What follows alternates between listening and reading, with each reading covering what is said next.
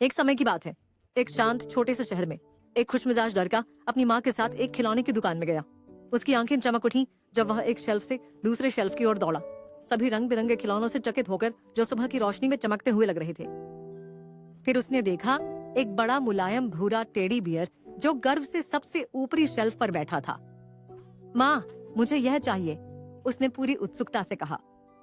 उसकी माँ मुस्कुराई और धीरे से बोली, हमारे पास घर पर पहले से ही बहुत सारे खिलौने हैं। लेकिन उसने टेडी को कसकर पकड़ा। उसकी छोटी आंखें विनती कर रही थीं। उम्मीद कर रहा था कि उसकी माँ का दिल पिघल जाएगा। माँ ने धीरे से आह भरी। अपने बेटे की मासूम खुशी को देखते हुए मुस्कुराई, क्योंकि माँ का दिल नरम होता है और कभी कभी प्यार वहाँ जीप जाता है जहाँ तर्क नहीं। और इस तरह टेडी उनके साथ घर आ गया। उस शाम लड़का अपने नए दोस्त के साथ खुशी से खेला।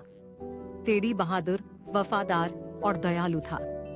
अपनी कल्पना में एक सच्चा नायक। उसने तकियों के किले बनाए, काल्पनिक रोमांच पर गया और तब तक हंसा जब तक उसका छोटा कमरा खुशी से गूंजने नहीं लगा।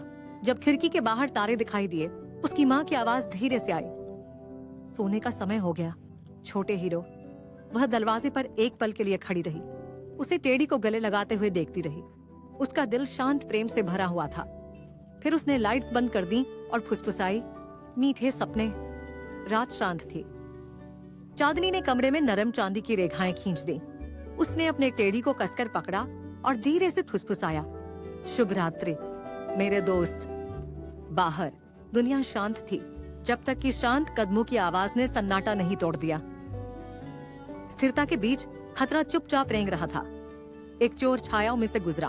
उसकी आंखें हल्की चांदनी में चमक रही थीं। उसने अंधेरे खिड़कियों को देखा, अंदर जाने का रास्ता खोजते हुए। सबसे छोटी खिड़की खुली थी और वही काफी था। अंदर लड़का गहरी नींद में सो रहा था। उसके बगल में उसका टेडी था। चोल की परछाई धीरे धीरे फर्श पर रेंग रही थी। उसकी लालची नजरें टेडी पर पड़ी।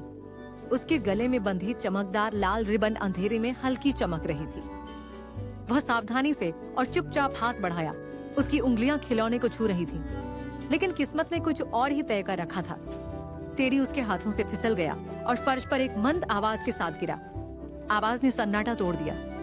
लड़के की आंखें खुल गईं, दिल जोर से धड़कने लगा। वह चिल्लाया, माँ! चोर घबराहट में जम गया। एक पल में घर जीवंत हो उठा। लाइटें जल उठीं, आवाजें गूंजने लगीं, दरवाजे खुल गए। चोर दरवाजे की ओर भागा, सांस तेज और उथली। पड़ोसी चिल्लाए, पुलिस को बुलाओ! गली शोर से भर गई। कुत्ते भौंकने लगे, पर्दे हिलने लगे। वह संकरी गली में दौड़ पड़ा। अंधेरे को चीरती लाल और नीली बत्तियों से पीछा किया जा रहा था।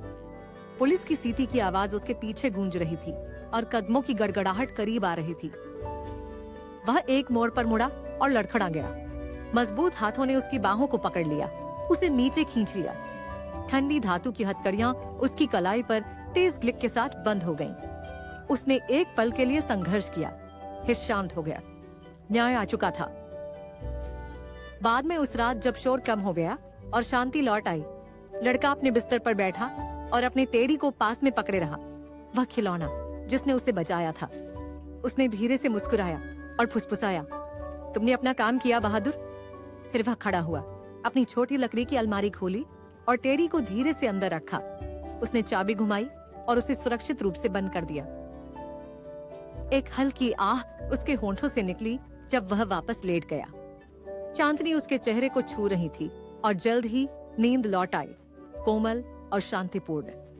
अगली सुबह धूप पर्दों के माध्यम से आई, कमरे को सुनहरी गर्मी से भर दिया। घर फिर से शांत था। सिर्फ पक्षी बाहर गा रहे थे।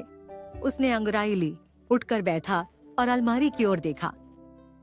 उसके चेहरे पर एक शांत मुस्कान फैल गई। जिस खिलौने ने सारी हलचल मचाई थी, उसने ही दिन बचा लिया। कभी कभी सबसे छोटी चीजों में सबसे बड़ी हिम्मत होती है और प्यार और देखभाल से सबसे छोटी चीजें भी शक्तिशाली बन जाती हैं।